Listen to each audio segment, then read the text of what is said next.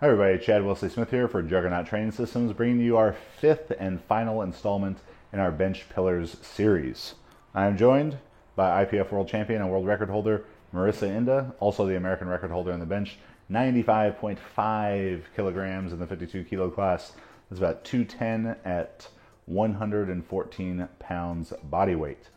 We've already talked about in our previous pillars, foot position and pressure, upper back position, how to find your grip width, optimal bar position in the hand and a wrist position, as well as where to touch on your chest and maximizing your position with a high chest and great breathing. Here in part 5, we're going to address leg drive and bar path. And the two are very interrelated. So we started talking about the first kind of key part of leg drive way back in part 1 of our series, having pressure through the feet. And now in this part, we'll expand on that.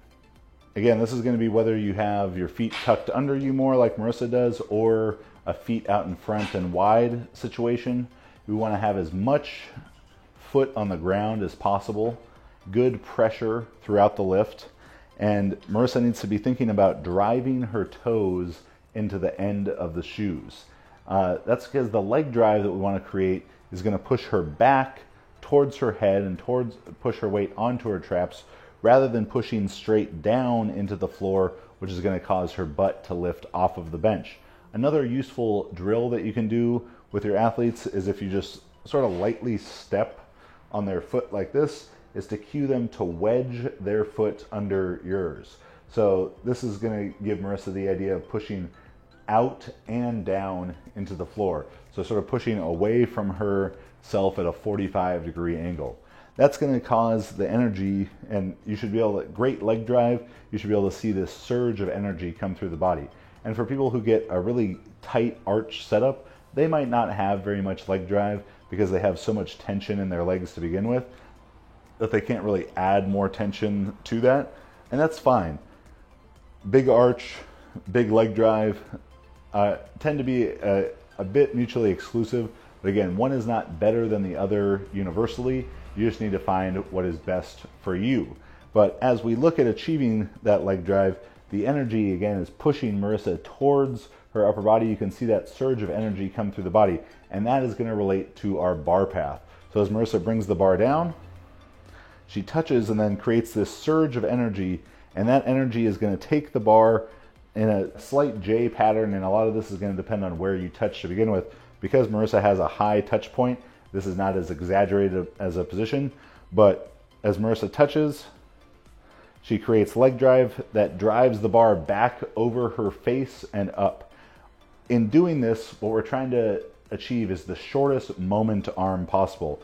If Marissa was to touch very low on her chest and push the bar straight up from there, right now the distance from the bar to her shoulder is much greater. But as she pushes the bar back over her face, this distance between the bar and the shoulder lessens. That smaller distance is going to be a much stronger position for her to press from. A very simple way for athletes to understand this is they bring the bar out of the rack and with straight arms move it towards their feet and then back over their face.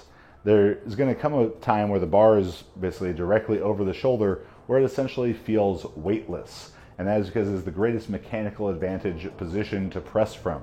So we want to get the bar into that position as quickly as possible.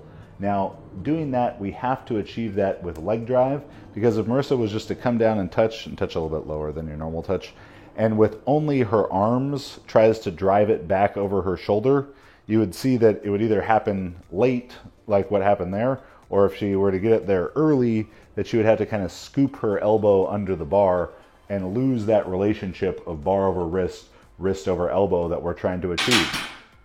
So with your leg drive, it's going to help you achieve a more optimal bar path. Our friend Greg Nuckols has a great article about this called like Fixing Your Bar Path for a Bigger Bench, which has one of the best studies I've really ever seen on powerlifting, because it's done with very, very high level lifters that can give you some more data to support that. So go check that out on Greg's website, strongerbyscience.com. And just keep in mind that the leg drive is pushing down and away, that leg drive is going to initiate the bar backwards over the face in a small J pattern. Depending on where you touch on your chest, it may be more pronounced than others. Because Marissa touches so high, it's a very subtle thing, but we're trying to get the bar back over the shoulders as quickly as possible to decrease the length of that moment arm and essentially make the weight feel as light as possible. So that concludes our series on pillars for great bench press technique. We've addressed foot position and pressure, scapular control and upper back position, where the bar goes in your hand, wrist position, grip width, where the bar touches on your chest, breathing, and now finally leg drive and bar path. Make sure you subscribe to the channel, watch all the videos, ask us questions in the comments, watch the squat series on this, and look for our upcoming series on the deadlift and sumo deadlift. Thanks for watching. Please subscribe to the channel.